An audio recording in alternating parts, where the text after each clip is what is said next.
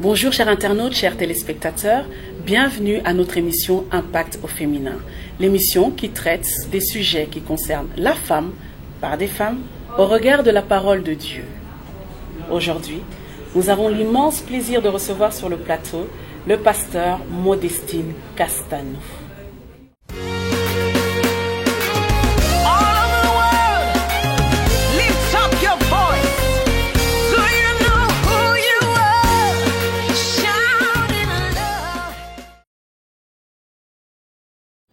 Bonjour Pasteur Modestine. Bonjour. C'est un réel plaisir de vous avoir à Bruxelles pour la première édition de Impact Conférence des femmes.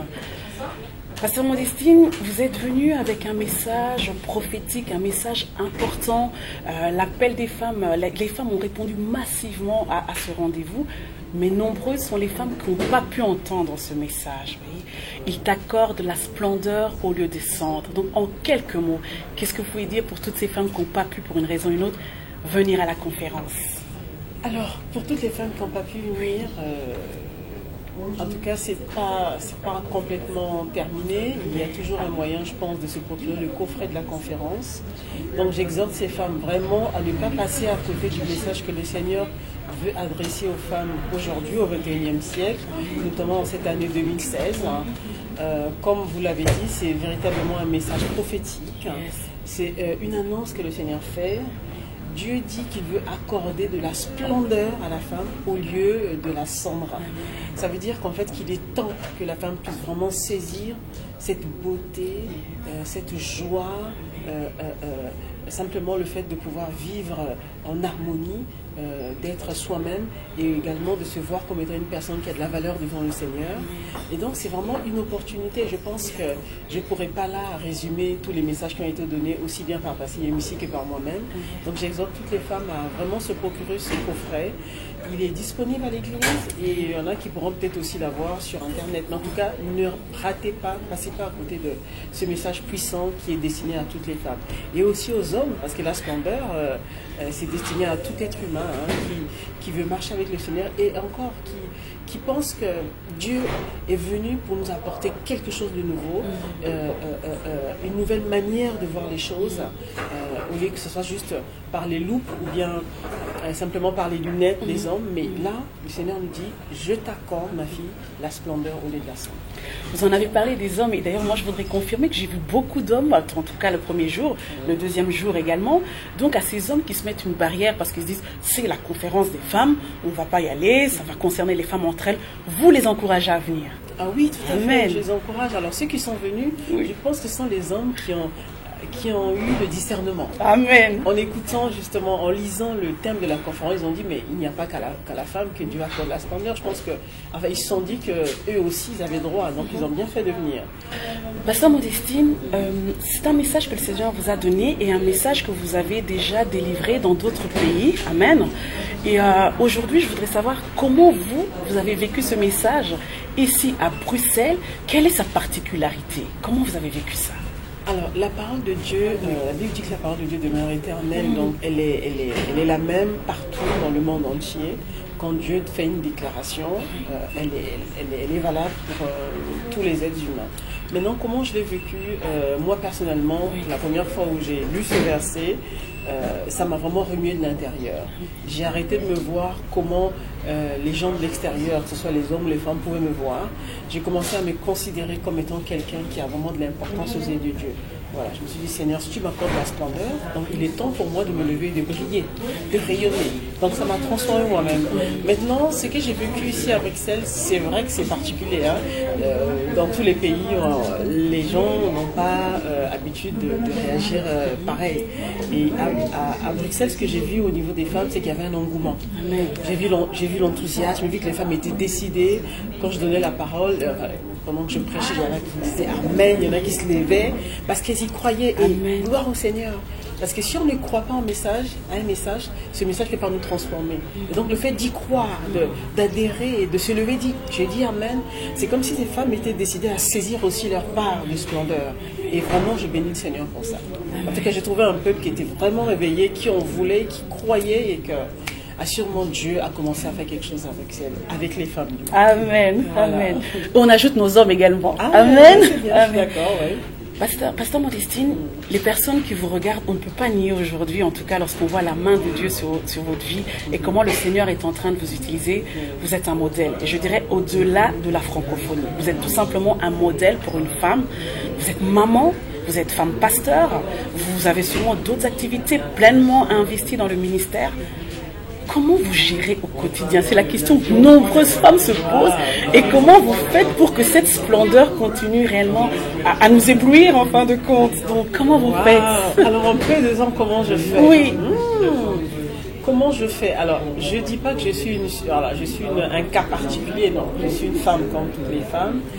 Mais j'ai compris une chose, c'est qu'il est important pour chaque femme de connaître ses différents rôles et de connaître la priorité dans la vie, c'est-à-dire que comment ces rôles peuvent s'imbriguer les uns à côté des autres, quel est l'ordre de priorité. Et moi, étant donné que j'ai compris ça, la dernière fois je parlais à la radio, ici à ICC Bruxelles, je disais en fait la femme avait 7 principaux rôles. Et dès lors que j'avais compris ces rôles-là, j'essayais de jouer à l'intérieur, d'essayer de mettre chaque rôle à sa place, de pouvoir répondre. Par exemple, moi, mon premier rôle, je suis d'abord enfant de Dieu. Donc, en tant qu'enfant de Dieu, donc servante de Dieu, j'ai ma relation personnelle avec Dieu que je dois développer. Dans ma vie, c'est d'abord Dieu qui vient en premier. Ça veut dire quoi? Ça veut dire que la relation que j'ai avec le Seigneur, je dois vraiment travailler au quotidien pour développer cette relation, pour être au beau fixe avec lui, parce que c'est lui qui me donne la force. Dieu vient en premier dans ma vie. Ensuite j'ai mon rôle d'épouse. Voilà. Donc je suis épouse et mon rôle de servante de Dieu. Je suis d'abord enfant de Dieu. Épouse, servante de Dieu ne vient qu'en 3e position. Voilà.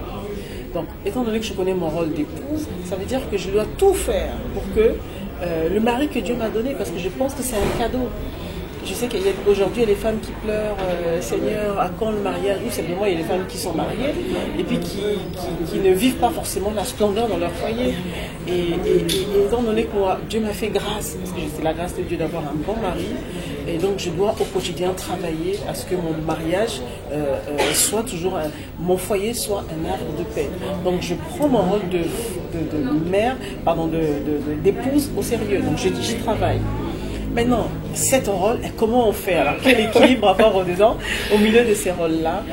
Par la grâce de Dieu, quand même, il y a beaucoup de choses que je délègue et que je supervise en arrière. Par exemple, la maison, j'ai 4 enfants. Pour aider vraiment à gérer un peu mes 4 enfants, j'ai une nounou quand même, par la grâce de Dieu. Amen. Et donc, je supervise pas mal de choses. Par exemple, je les dépose à l'école et la nounou les récupère, elle les fait à manger le soir parce que je suis pas là, je suis au travail, je suis à l'église, donc voilà. Mais je pense que le tout, c'est vraiment une question d'organisation. Voilà. L'organisation, et dans une organisation efficace aussi, passe par la délégation. De certaines tâches qu'on ne peut pas faire parce qu'il nous manque de temps, on peut déléguer. Voilà. Donc, une femme vraiment équilibrée, je dis souvent, doit savoir bien jouer ses différents rôles et mettre chaque rôle à sa place. Chaque rôle selon la priorité que ce rôle a, et aussi souvent déléguer. Parce qu'on n'a que 2 bras et on ne peut pas tout faire. Donc il y a des choses qu'on peut déléguer. Mais même quand on délègue, il faut toujours être derrière pour superviser, voir si tout va bien. Le contrôle, c'est très important également. Donc, prioritisation, oui. Délégation, supervision. Amen. Voilà. Pasteur Modestine, vous avez parlé vraiment de votre rôle de femme, et on le voit, vous y mettez vraiment de l'énergie, de la force à pouvoir y répondre selon la parole de Dieu.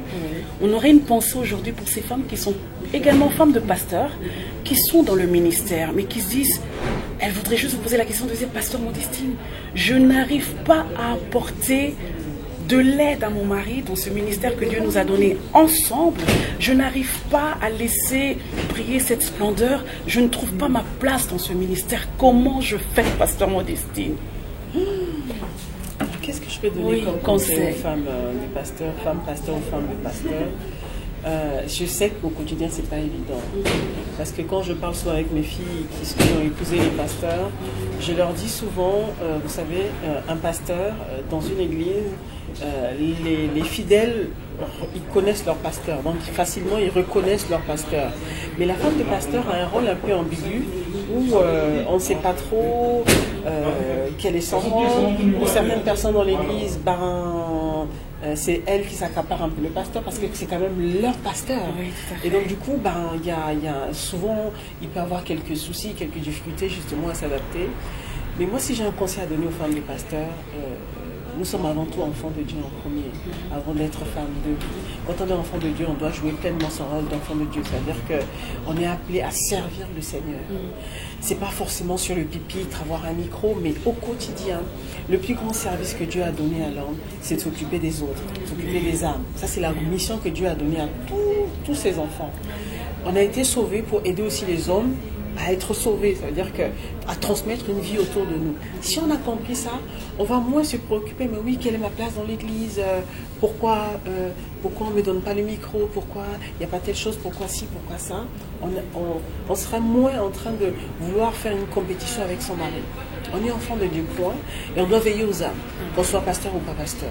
Donc en tant que femme de pasteur, c'est bien que dans l'église, qu'on ait quand même un rôle prépondérant envers les âmes, c'est-à-dire que le suivi, encourager, même si on n'a pas une fonction en tant que telle, si on n'est pas pasteur ou assistant pasteur, on n'a pas forcément une fonction, mais quand on est enfant de Dieu, le minimum qu'on puisse faire, c'est s'occuper des âmes. Donc on peut encourager les âmes dans l'église, et là on sera occupé. Maintenant, vis-à-vis de notre mari, le mari, notamment quand il a été appelé, c'est lui qui a été appelé.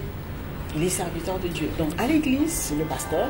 Maintenant, il est notre mari à la maison. Donc il faut quand même l'aider en tant qu'épouse.